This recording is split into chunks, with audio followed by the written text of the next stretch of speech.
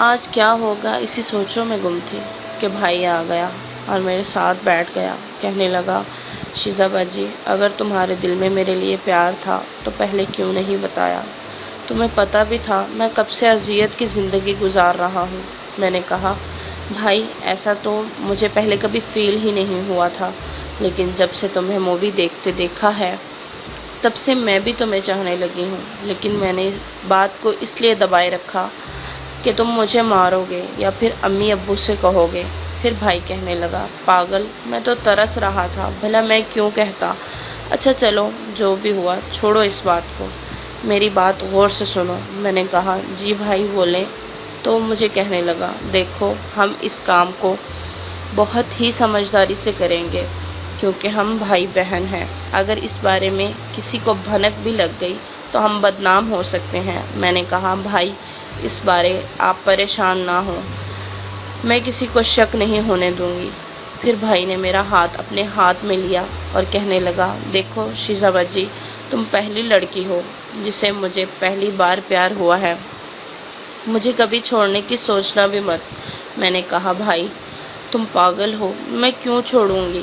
کیونکہ ہمارا رشتہ ہی ایسا ہے، کسی کو پتہ تو کیا، شک بھی نہیں ہو سکتا اور ہم آرام سے اپنا کام کر سکتے ہیں۔ تو میں آپ کو چھوڑ کر کیسے اور کس کے پاس جاؤں گی؟ پھر ہم کام کرنے کی تیاری کر ہی رہے تھے، ڈور بیل بجی تو سارا سین خراب ہو گیا۔ بھائی نے دروازہ کھولا تو باہر بھائی کا کلاس میٹ اسد آیا تھا۔ میرا بھائی اسے اندر لے آیا۔ اس نے کہا، یار بھائی، میں یہاں کام کے سلسلے میں آیا تھا، سوچا تمہارا ہاسٹل نزدیک ہے تو تم سے ملتا جاؤں۔ میں اندر ہی اندر اسد کو گالیاں دے رہی تھی کہ کباب میں ہڈی کہاں سے آ گئی، پورا ماحول خراب کر دیا۔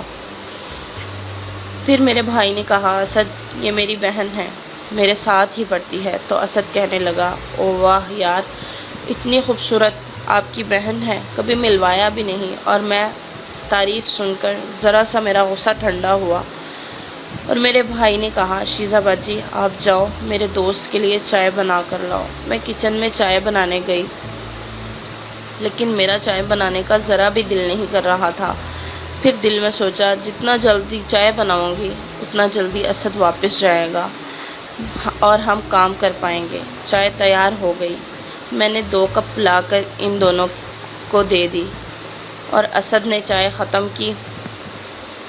میرے بھائی سے کہنے لگا، اچھا یار میں اب چلتا ہوں، رات بہت ہو گئی ہے، آپ بھی آرام کر لیں۔ لیکن ہمیں آرام کہاں کرنا تھا، بس اسد کے جانے کی دیر تھی۔ اسد چلا گیا۔ بھائی نے ڈور لاک کیا اور مجھے کہا، شیزا باجی آج تو اسد نے ڈرا ہی دیا تھا۔ میں نے سوچا امی ابو نہ آ گئے ہوں۔ پھر کہا، باجی کیا اب تم تیار ہو؟ یہ بات سنتے ہی میں تو کانپنے لگی کہ اب وہ وقت آ گیا ہے۔ میں نے ڈرتے ڈرتے بھائی سے کہا، جی بھائی میں تیار ہوں۔ تو بھائی نے کہا، مجھے اپنی باہوں میں لیا اور کام کرنے لگا۔ مجھے کچھ پریشانی تو ہوئی، لیکن پھر میں سب کچھ بھول گئی اور ساری رات ہم کام کرتے رہے، 1 منٹ بھی نہیں سو پائے۔ بھائی جب کام سے تھک ہار گیا تو میرے پاس ہی گر پڑا اور میں بھی بہت زیادہ تھک چکی تھی، اب تو اٹھا ہی نہیں جا رہا تھا۔ خیر ہم کچھ دیر آرام کرتے رہے، پھر میں اٹھی اور واش روم میں چینج کرنے چلی گئی، خود کو اچھے سے فریش کیا اور کچن میں بھائی کے لیے ناشتہ بنانے چلی گئی۔ ناشتہ تیار ہو گیا، بھائی کے پاس گئی اور کہا، بھائی اٹھو ناشتہ تیار ہے، ناشتہ کر لو۔ بھائی نے کہا، مجھے اور بھی کام کرنا ہے۔ پھر میں نے بھائی کو کہا، بھائی ابھی نہیں، پھر شام کو، کیونکہ ابھی دیکھو سورج کہاں نکل آیا ہے اور ہم نے کالج بھی جانا ہے۔ پھر بھائی اٹھا، فریش ہو کر کھانے پر بیٹھ گیا۔ میں بھائی سے بڑی تھی لیکن اس سے نظریں نہیں ملا پا رہی تھی کیونکہ پہلی بار ہی ہم ملے تھے۔ خیر بھائی نے ناشتہ ختم کیا اور ہم کالج چلے گئے۔ کالج میں بھائی کے دوست اسد زبردستی فورس کرنے لگا، تم دونوں میرے گھر دعوت پہ آؤ، پھر رات کو چلے جانا۔ بھائی کا دل تو نہیں کر رہا تھا، لیکن وہ بھی دوست تھا، جواب دینا اچھا نہیں لگتا تھا۔ بھائی نے اسے کہا، ہاں یار اسد، آج چلتے ہیں تمہارے گھر۔ جیسے ہمیں کالج سے چھٹی ہوئی تو ہم اسد کے گھر جانے کے لگے اور اسد کے گھر والوں سے مل کر بہت اچھا لگا، کیونکہ اسد کی فیملی بھی ہماری طرح 4 لوگ ہی تھے، اسد اور اس کی چھوٹی بہن اور اس کی امی ابو۔ میرا بھائی اسد کے ساتھ بیٹھ گیا اور میں اسد کی بہن کے ساتھ۔ اسد کی بہن کہنے لگی، کیا شیزہ تم ہو؟ تو میں نے کہا، جی، آپ کو کیسے پتا؟ تو وہ کہنے لگی، میرا بھائی تمہاری بہت تعریف کر رہا تھا، اور ایک بات بتاؤں، غصہ نہیں کرنا، میرا بھائی تمہیں پسند کرنے لگا ہے۔ وہ خود تم سے نہیں کہہ سکتا تھا، اس لیے تو تم لوگوں کو دعوت پر بلایا ہے، تاکہ میں اس کے دل کی بات کہہ سکوں۔ اب تمہارا کیا ارادہ ہے؟ میں نے دل میں سوچا، اسد لڑکا تو اچھا ہے، خوبصورت بھی ہے، لیکن بھائی سے پوچھ کر ہی فیصلہ کروں گی۔ میں نے اسد کی بہن کو کہا، میں ابھی اس بارے کچھ نہیں بتا سکتی، سوچ کر بتاؤں گی۔ اور اسد مجھے بار بار چور نظروں سے دیکھ رہا تھا، میں بھی تھوڑا تھوڑا دیکھنے لگی۔ میرا تو دل کر رہا تھا اس کے ساتھ دوستی کرنے کو، لیکن بھائی کے پوچھے بغیر میں کوئی فیصلہ نہیں کرنا چاہتی تھی۔ ہم خوب کھانا کھا کر اور میں نے بھائی کو واپس جانے کا اشارہ کیا تو بھائی اسد سے کہا، یار اسد، ابھی ہم جاتے ہیں، لیٹ بہت ہو گئی ہے، یہ نہ ہو کہ ہاسٹل کا گیٹ بند ہو جائے۔